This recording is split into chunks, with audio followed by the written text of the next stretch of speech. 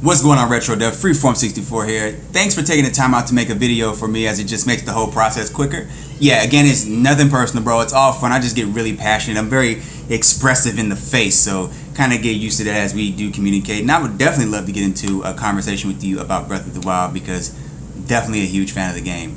You're right, though. You're right. I took it out of context unintentionally because I guess I didn't read the entire argument. I just caught a nice little bit of it, and then I saw that Breath of the Wild thing, and I was like, oh man, we got to go in. But you're right.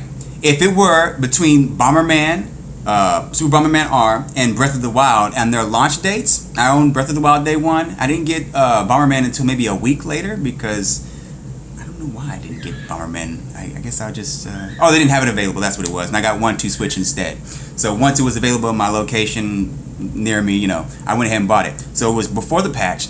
And you're right. Bomberman's real issue for me when I was playing the game was just the lag in the controls. It ran buttery smooth at 30 frames per second. The game was gorgeous, but it just didn't have those tight controls that the game deserved to have, And after the patch with the 60 frames per second, that was fixed, and they just dropped the resolution just a slight bit, and it didn't really affect the visuals, for me. So yeah, between Breath of the Wild and Bomberman R, day one, I give it to you, man. Bomberman would definitely be not considered trash.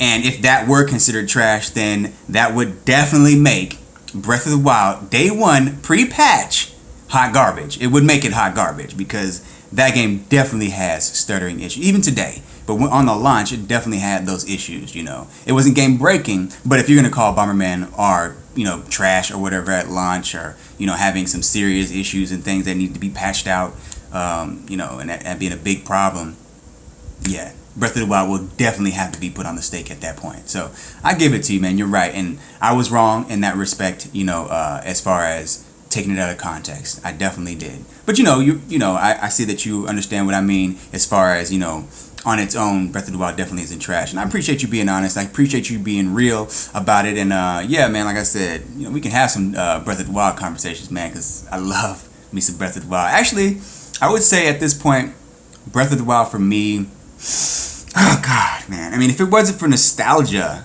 just making me feel guilty, I would have to say it's my favorite Legend of Zelda game. Ocarina of Time is my favorite Legend of Zelda game, just because when it hit me, it was just so revolutionary. I had never played a game anywhere near that level before. No 3D games like that, because it was just brand new. Breath of the Wild doesn't have that same impact, because we've been playing 3D games since, and beautiful 3D games, even better looking than Breath of the Wild, technically. But what it has done for games as far as the single player core experience, man, is just like. So anyway, yeah, like I said, it's nothing personal, man. It's just passionate and fun, and I really like getting into it, on a friendly level with everybody, and just keeping it real with y'all, man. I appreciate that, like I said, taking the time, and anytime, man, keep it real, keep it real, and let's keep it gaming. All right, peace.